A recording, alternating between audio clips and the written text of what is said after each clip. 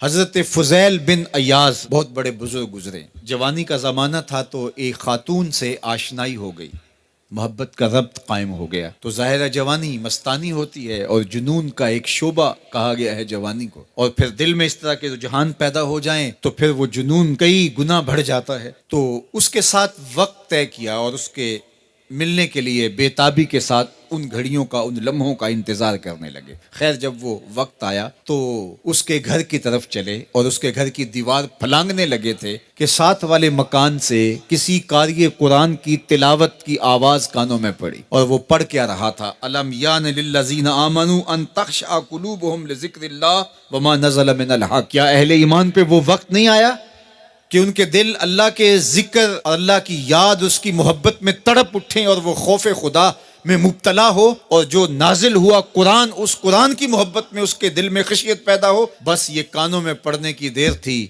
कि दोबारा गली में छलांग लगाई और कहा मेरे ऊपर वो वक्त आ गया है, और जंगलों को रोते हुए निकले। और हजरत फ़ुज़ैल बिन अय्याज़ फिर वलियों के इमाम करार पाए। इस आयत ने उनकी जिंदगी बदल दी। किसी की 30 साल, किसी की 40 बरस, किसी की 50 साल, किसी की 60 साल जिंदगी यहाँ मौजूद लोगों में से किसी की इससे भी ज्यादा और किसी की कम। इस आयत करीमा को जरा अपने ऊपर वारद करें तो अल्लाह हमें नसीब कर दे कि हमारे दिल तेरे खौफ से कांप उठे और तेरी खशियत से हमारे दिल लर्ज उठें और कुरान के साथ हमारा रब्त मजबूत और मुस्तहकम हो जाए और हम ये इकरार करते हुए तेरे हुजूर हाजिर हो जाएं, मालिक वो वक्त आ गया है कि हमारे दिल तेरी याद से, तेरी मोहब्बत से, तेरे प्यार से माला माल हो गए और अपनी बाकी ज़िंदगी हम तेरे प्यार में, तेरी मोहब्बत में और तेरी याद में बसर करेंगे।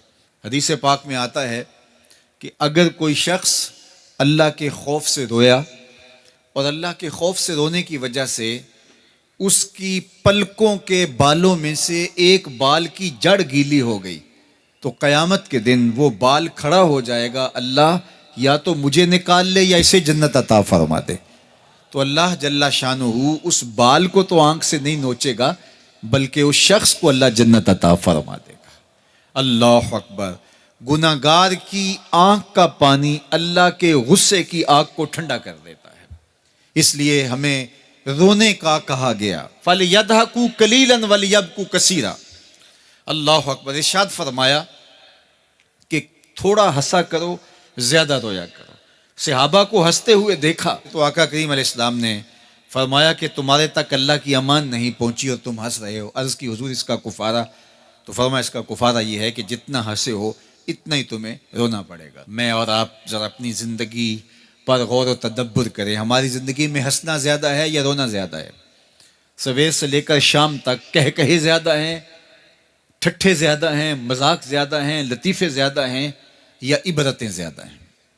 तफक्कुर ज्यादा है, तदब्बुर ज्यादा है, सोच विचार ज्यादा है, याद इलाही में तड़पना ज्यादा है, आंखों से याद खुदा में बहने वाले आंसू ज्यादा हैं या गफलत से फूटते हुए कह कहे ज्यादा है? मुझे और आपको अपनी जिंदगी का जरूर मुहासबा करना चाहिए। ठट्ठों से, मजाक से हमारी मजलिसें भरपूर होती हैं। हम दिन में जितना हंसते हैं क्या उसका 10वां हिस्सा भी हम तन्हाई में बैठ के अल्लाह की याद में रोते हैं? अगर ऐसा है तो मुबारक हो, और अगर ऐसा नहीं है तो अल्लाह से आंसू मांगो, अल्लाह से दर्द मांगो, उसकी याद में रोना मांगो, उसके जिक्र में तड़पना मांगो, उसकी मोहब्बत में बेताबियां मांगो, आंसू मांगो, सिसकियां मांगो, तड़पने फड़कने की तौफीक दे, दिले मुर्तजा सोज़े सिद्दीक दे। उसके हुजूर अर्ज करो कि मालिक हमें तड़प दे, हमें सोजो गदाज दे, हमें कैफो सुरूर की दुनिया नसीब फरमा दे, हमारी आंखों को आंसुओं का जमाल अता कर दे। और अगर हमारी आंखों में आंसू नहीं हैं, हमारे पास कह कहे हैं, कहते हैं जो हंसता हुआ गुनाह करेगा वो रोता हुआ जहन्नुम में जाएगा, और जिसने यहाँ दुख सहे, तकलीफें सही, आलाम सहे, उसके बदले में अल्लाह ताला उसको वहाँ राहतें अता फरमाएगा। फरमाया कि मोमिन के पाँव में कांटा भी चुभे तो अल्लाह जल्ला शानहू इसका सिला भी उसको क़यामत के दिन अता फरमाएगा। तो ये जो तफक्कुरात हैं, ये जो दुख आते हैं, ये जो तकलीफ़ें आती हैं, मसाइब आते हैं, मुश्किलात आती हैं, अज़ियतें हमें पहुँचती हैं, तो इस पर सब्र करना चाहिए और अल्लाह का शुक्र अदा करना चाहिए कि हम इन मसाइब से गुजर रहे हैं, इन मुश्किलों से गुजर रहे हैं। और अगर किसी शख्स की ज़िंदगी में दुख है ही नहीं, सुख ही सुख हैं, तो फिर वो समझे कि वो फितने में मुब्तला है। इसलिए ज़िंदगी के अंदर ये आने वाली तकलीफ़ें, ज़िंदगी में मिलने वाले दुख, अज़ियतें, ये अल्लाह ताला की तरफ से हमारे ऊपर एक इनाम है और अल्लाह ताला जल्ला शानहू उसके बदले में हमें आखिरत में सिला अता फरमाने वाला है। तो फरमाया व रजुलन ज़करल्लाह खालियन फ़फ़ादत ऐनाहु, वो शख्स जिसने तन्हाई में बैठ के अल्लाह का जिक्र किया, अल्लाह को याद किया, और फिर क्या हुआ? फरमाया उसकी आंखों से आंसू टपकने लगे। तो मेरे और आपके आका व मौला ने फरमाया क़यामत के दिन जब कोई साया नहीं होगा, याद इलाही में रोने वाले को अल्लाह अपने अर्श का ठंडा साया अता फरमा देगा। तो ये रोना बहुत बड़ी दौलत है, ये बहुत बड़ी सआदत है।